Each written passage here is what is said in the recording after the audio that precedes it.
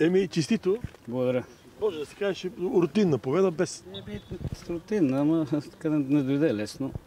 Един подреден отбор Своги. Чаках си моментите. Така второто по време вече подигнахме оборотите, вкарахме важен кол от корнера. Контролирахме матча, но първото по време не беше достатъчно това фаза атака, което правихме. Отмениха ни един гол. Не мога да кажа нищо. Била излезнала топката, колко излезна. Много малко положение се дадохме през първото по време. Да, нямаше. Беха така добре затворени. Държахме топката, сигурно ако има владение на топката, ще сме 70 на 30, но не беше достатъчно остротата в атака. Там трябваше малко повече се нагърваме с топката, да тръгваме да излъжим. Докато второто по време стена така, особено вече вкарахме гол, се успокоиха и важни 3 точки.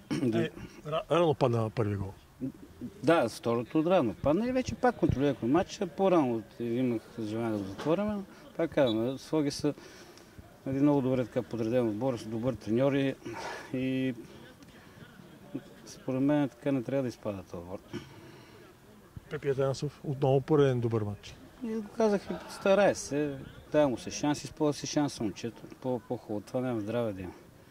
Всички го опрекнаха при ония шут, който направи, веднага след него стана гол.